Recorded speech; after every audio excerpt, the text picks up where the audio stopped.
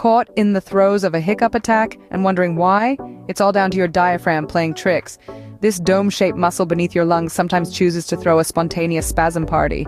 And what's our response?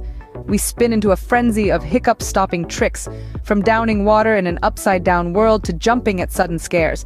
So the next time you find yourself hiccuping away, take a moment to appreciate your diaphragm's quirky dance routine. For more fascinating facts, keep watching Snippet Savvy.